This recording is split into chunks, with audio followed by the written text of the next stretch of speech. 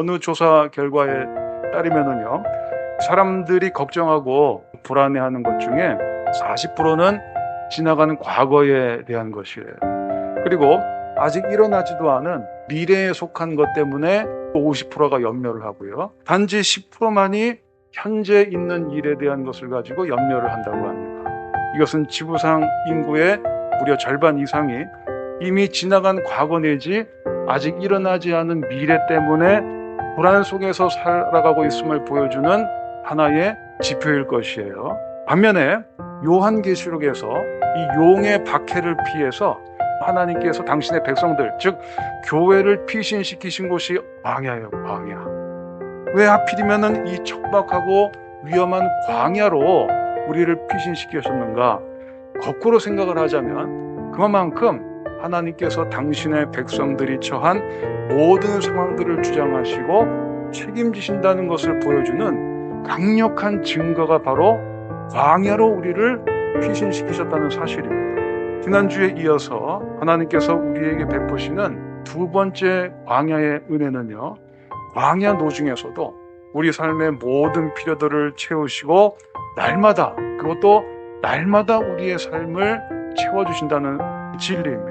광야 속에서 하나님은 우리에게 아무것도 주시지 않은 채 그냥 내팽개치시는 것이 아니라 우리에게 필요한 모든 것들을 세밀하게 살펴 공급해 주시는 분이시라는 거예요. 신기한 사실은요, 광야를 통과하는 믿음의 백성들은 굶어 죽는 일이 없다라는 거예요. 때론 힘들고 때로는 낙심이 되는 일은 있을지 몰라도요, 돌아보면 뭐가 모자라서 굶주린다든지 또 뭐가 모자라서 마실 물이 없다든가 이런 것은 사실은 없다는 것이죠. 너를 낮추시며 너를 줄이게 하시며 또 너도 알지 못하며 내 조상들도 알지 못하던 만나를 내게 먹이신 것은, 만나는 매일매일 내렸어요. 만나라고 하는 것은 우리 삶의 매일매일의 필요들을 하나님께서 채워주신다는 사실을 보여주는 대표적인 증거가 바로 만나입니다. 단 쌓아놓지는 못했어요. 그래서 아마도 이스라엘 백성들은요, 만나를 먹으면서 그렇지만 내일 게 없네, 분명히 이렇게 생각했을 것입니다. 만나는요, 그날 내려서 그날 먹는 것이에요. 딱 그날 것만 먹을 수 있는 방식으로 하나님께서 공급을 해주셨는데, 이 훈련을 가나안에 발을 들여놓기 전까지 무려 40년을 이스라엘 백성들이 그 훈련을 거듭한 거예요. 왜 그렇게 하셨을까요? 오직 하나님 한 분만 의지하게 하시려고 그러신 것이죠. 그러니까 내일 쌓아놓을 게 없어요. 우리는 보통 쌓아놓아야 염려나 걱정이 덜하죠. 주머니나 통장이 좀 두둑해야 마음이 편해지는 거 아니겠습니까? 만약에 없다면 얼마나 걱정이 되겠어요.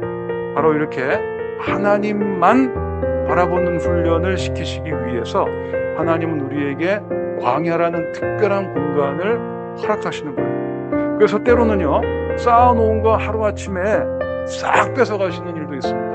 왜 그렇죠? 안 그런 척하지만 실제로는 그거 바라보고 있으니까. 하지만 그렇다고 해서 우리가 굶어 죽었나요? 하나님은 그날의 필요들을 계속해서 채워주시고 우리를 입히시고 먹이세요.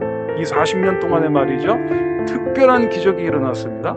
40년간 광야 생활을 해나가는 가운데 의복이 헤어지지 않고 발도 부르트지 않았다는 것은 한마디로 기적으로 우리를 이끄신다는 거예요. 뿐만 아니라 이런 말씀도 하고 있습니다. 너를 인도하여 그 광대하고 위험한 광야, 곧 불뱀과 전갈이 있고 물이 없는 간주한 땅을 지나게 하셨으며 또 너를 위하여 단단한 반석에서 물을 내셨으며 위험한 광야 길목마다 안전하게 통과하게 하셨다, 그렇게 말씀합니다. 또 반석에서는 어떻게 하셨다고요? 물을 내셨다, 이렇게 말씀합니다. 이 구절들은 전부 광야에서 우리를 놀랍게 채우시고 또 필요들을 돌보시는 하나님의 은혜에 대한 기록들인 것이죠.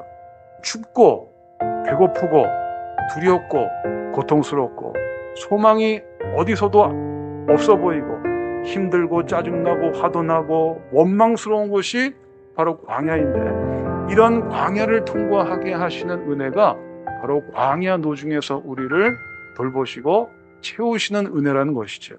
요약하자면 광야를 통과하는 그 40년 동안에 만나가 매일같이 내렸고요. 물이 반석에서 터져나와 마시게 하셨고 온갖 위험에도 안전히 지키셨으며 또 신발과 옷조차도 헤어지지 않았습니다. 밤에는 또 어떻습니까? 항상 불기둥이 있어서 그들을 보호해 주셨고 낮에는 구름기둥으로 한낮의 뜨거움을 피하게 해주셨어요. 하나님께서 우리로 하여금 광야를 통과하게 하실 때 그냥 아무런 대책 없이 내팽개쳐 두시는 분이 아니시라는 것이죠. 따라서 우리가 광야를 만날 때마다요, 광야구나, 참 힘들다, 하나님이 나를 버리셨나? 내가 신앙생활을 그래도 나름 열심히 해온 것 같은데 왜 이런 일이 나에게 벌어지지? 이런 생각이 들 때면 그런 생각들을 과감히 물리치시고 하나님께서 나를 지금 훈련시키시는구나, 하나님께서 직접 채우신다는 사실을 경험하게 하시려는구나, 이렇게 마음을 다잡으면서 감사로 여러분 반응하시기를 주님의 이름으로 축복합니다. 이게 바로 하나님이 광야에서 우리에게 찾으시는 바로 그 믿음인 것이죠. 그런데 하나님께서 우리의 모든 필요를 채우신다는 이 말을 오해하지 말아야 할 몇 가지 주의사항들이 있어요. 첫째로는요, 하나님은 우리의 필요를 채우신다고 해서 우리 뒤를 절절 쫓아다니시면서 야, 너 이것도 필요하지? 이건 또 안 필요하니? 이런 식으로 마치 로봇처럼 알아서 모든 걸 다 채워주시는 그런 분이 아니라 오히려 공급과 돌봄이라는 훈련을 통해 마침내 어떤 상황에서도 우리가 스스로 하나님을 찾을 수 있는 사람이 되기를 기뻐하시는 훈련 교관과 같으신 분이란 사실이에요. 두 번째로, 하나님이 우리의 모든 필요를 채우신다고 하는 것은 모든 상황과 그 대상에 적절하게 필요를 채워주신다는 것이지 나의 모든 욕망과 욕심을 채워주신다는 그런 뜻이 아니라는 것입니다. 저 사람은 저거 주셨으면서 왜 나는 이거밖에 안 주세요? 이런 식의 불평과 산술적인 계산 방식은 하나님의 돌봄이라는 주제와 거리가 먼 생각이라는 거예요. 아무튼 비록 눈에 보이지는 않아도 하나님은 언제나 모든 상황을 주관하시며 우리 각 사람의 필요들을 채워주십니다. 우리가 염려와 두려움을 더 많이 갖는다고 하는 것은 그쪽으로 우리가 더 훈련이 되어 있다는 거예요. 예수님은 염려하지 말라는 말씀을 거듭거듭 반복하시면서 들에 핀 파파를 보거라, 하늘을 나는 새를 바라보거라, 하나님이 다 먹이시고 입히시지 않느냐, 하물며 너희일까 보냐, 이렇게까지 말씀해 주셨어요. 한마디로 하나님은 여호와 이레의 하나님이시다. 여호와 이레에서 이레라는 말은요, 미리 본다 또는 미리 준비한다라는 말이에요. 영어로는 God will provide라는 말이죠. provide의 명사형이 provision인데 프로라는 말과 비전이라는 말의 결합이 곧 미리 본다는 뜻입니다. 여호와 이레가 되시는 우리 하나님은 우리의 미래를 내다보시면서 우리의 필요를 세밀하게 예비해 주시는 분이세요. 여러분, 광야를 걸어갈 때 걱정하지 마시고 두려워하지 마시기 바랍니다. 겉으로 보이는 현상들 때문에 우리의 영혼이 위축되거나 하나님을 찾거나 그분의 이름을 부르는 일에 회방받는 일이 없으시기를 예수님의 이름으로 축복합니다. 하나님이 정말 기뻐하실 때에는 바로 그런 순간에 우리가 주님의 이름을 부르는 것이죠. 만일에 우리가 걱정한다고 뭐가 생긴다면 그때부터는 열심히 걱정만 하면 다 될 것 같아요. 그렇죠? 가령 돈이 100만 원이 필요하면 100만 원어치 염려하면 될 것 같고 1000만 원이 필요하면 1000만 원어치 걱정하면 될 것 같은데 사실은 걱정한다고 되는 것은 아무것도 없고 오히려 우리의 영혼과 건강만 피폐해지더라 하는 것이죠. 하나님께서 나를 광야에서 직접 채우실 것이다. 하나님 감사합니다. 이렇게 믿음과 온전한 기다림으로 전진하게 되면은요, 오히려 그 광야가 쉽게 끝나는 역사가 있게 될 것입니다. 다만 뭘 정말로 염려해야 될까요? 내가 광야를 지나가면서 낙심할까봐, 원망할까봐, 타락할까봐, 우상숭배에 빠질까봐 이걸 우리가 염려해야 됩니다. 내가 이 고통 때문에 도리어 하나님을 바라보는 눈을 감고 세상을 바라보면서 살아가게 되면 어떻게 하나. 이런 부분을 우리가 정말로 염려해야 한다는 것이죠. 낮아짐이 광야에서의 훈련을 통해서 가능한 것이듯이 여호와 이레의 하나님을 신뢰하는 부분도 생각처럼 그렇게 쉬운 게 아닙니다. 반드시 훈련과 연단이 필요한 거예요.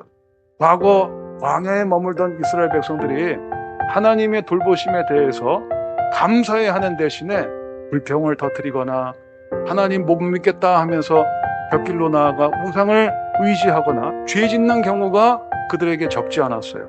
안타깝지만 오늘날에도 하나님이 내 기도 안 들어주셨다고 원망하다가 또 날 왜 이렇게 힘들게 하시는지 모르겠다고 고통에 겨워하다가 결국 그런 것들이 이유가 되어서 믿음에서 멀어지는 경우들이 실제로 우리 주변에서 심심치 않게 일어나곤 하는 것이죠. 그래서 하나님의 돌보심과 공급을 믿는 여호와 이레의 믿음이라고 하는 것은 절대로 그냥 얻어지는 게 아닙니다. 심지어 우리는요, 약속을 하셨음에도 불구하고 응답을 온전히 기다리는 것조차 제대로 해내지 못할 때가 비일비재해요. 오늘 이 세대만 보더라도 하나님을 의지하고 소망하는 대신에 자기 의지와 자기 신뢰의 정신이 범람하고 있는 것을 볼 수 있습니다. 자기를 성취하려는 열망과 그러한 정신이 이 시대 수많은 이들의 영혼을 가득 채우고 있어요. 한마디로 오늘날의 현대인들은 불안한 미래를 믿을 수가 없는 거예요. 즉 하나님을 못 믿어하는 거예요. 그래서 무언가 눈에 보이는 가시적인 안전장치가 없으면 좀처럼 심령의 편안함을 느끼지 못합니다. 그 안전장치가 없으면 그것도 충분할 정도로 내가 소유하고 있다는 확신이 없으면 이 세상에서 도저히 인간답게 살아갈 수 없다고 생각하는데, 사실상 죄로 뒤틀려진 오늘날과 같은 세상에서는 전혀 틀린 말이라고 할 수가 없어요. 사랑하는 성도 여러분, 우리의 현재와 미래를 하나님께 온전히 맡긴다는 것은 무슨 뜻일까요? 이것을 위해서는요, 여호와 이레의 믿음이 언제 어떻게 시작되었는가를 다시금 살펴볼 필요가 있다 하겠습니다. 그것은 아브라함이 자신의 아들을 번제의 희생 제물로 잃어야 하는 절망적인 상태에 빠져 있을 때였고, 사실상 그 어떤 도움도 기대할 수 없는 모든 것으로부터 단절된 순간이었어요. 과거 믿음의 조상 아브라함이 그랬듯이 그와 유사한 절망과 단절의 상황이 될 때라야 오늘의 우리 역시 여호와 이레라는 믿음의 신비와 축복을 알 수 있는 것이고 경험할 수 있게 되는 것이죠. 세상 사람들은 하늘은 스스로 돕는 자를 돕는다고 그렇게들 이야기하지만, 실상은 하나님은 스스로 도울 수 없는 자들을 도우시는 분이시고 깨우치시는 분이시기 때문이에요. 여러분은요, 하나님께서 지금 당장 어떤 도움을 베풀어 주기를 가장 바라고 계십니까? 가령 방금 전에 언급했던 아브라함의 경우를 떠올려 보면서 내게도 찾아올 수 있을 법한 가장 절망적일 때가 언제일까? 이걸 한번 생각해 보세요. 물론 건강이나 물질이나 여러 신적인 삶의 필요들도 중요할 테지만, 그보다 실존적으로 가장 절실한 여호와 이레의 은혜라고 하는 것은 영생의 은혜가 아니겠습니까? 왜냐하면 우리에게 반드시 다가올 가장 절망적인 순간이라고 하는 것은 죽음의 때가 분명하기 때문입니다. 그러나 여러분, 두려워하지 마시기 바랍니다. 하나님은 우리에게 예수 그리스도를 통해 부활의 생명을 예비해 놓으셨습니다.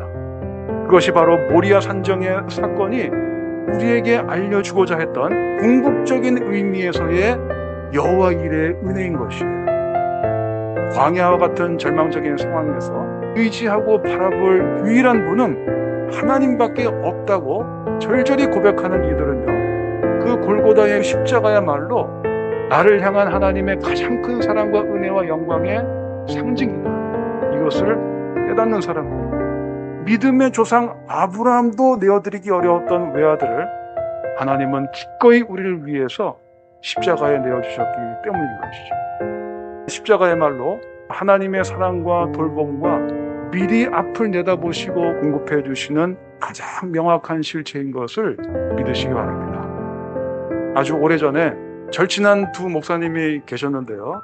대화를 나누시다가 자녀가 없는 목사님이 자녀가 5이나 있는 목사 친구분에게 부탁하기를, 자네는 아들이 5이니까 한 아들만 내게 양자로 보냄이 어떤가? 이렇게 요청을 하게 되셨대요. 그래서 아들 5 둔 친구 목사님이 막역한 친구 사이니 못할 것도 없다는 생각에 약속하겠네, 네 그렇게 함세, 이렇게 대답하셨다고 해요.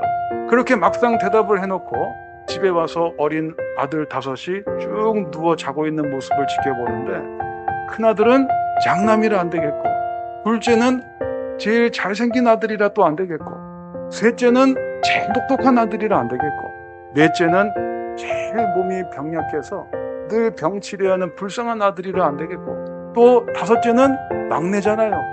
보기만 해도 사랑스럽고 너무 귀여운 아들인데 결국 하나도 줄 수 없겠다는 생각이 들자, 그날 밤 예수 그리스도를 세상에 보내시고 십자가에 희생시키신 하나님의 사랑이 가슴에 사무쳐 엉엉 통곡하면서 우셨다고 해요. 하나님은 저와 여러분을 영원한 지옥에서 건지시기 위해서 우리를 심판하시는 대신에 우리의 죄를 그 아들의 어깨에 걸머지게 하시고 그를 십자가에서 희생 제물이 되게 하심으로 우리에게 영생의 길을 예비해 주신 여호와 이레의 하나님이십니다.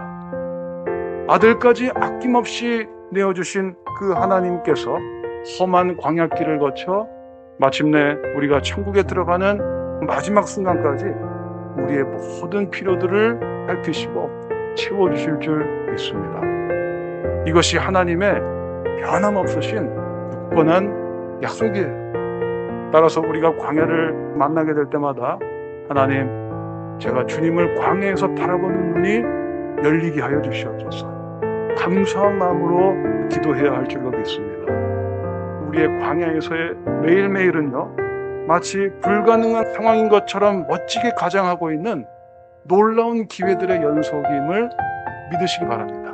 하나님은 우리에게 이 땅에서의 짧은 시간을 주셨지만 바로 이 짧은 시간이 우리가 거하게 될 영원한 시간에 심대한 영향을 미친다는 이 진리를 기억하시고 우리 모두 낮아짐의 열매와 여호와 이레의 귀한 믿음으로 하나님을 기쁘시게 해드리는 향기나는 인생 되시기를 우리의 훈련 교관 되시는 예수님의 존귀하신 이름으로 여러분을 축복합니다.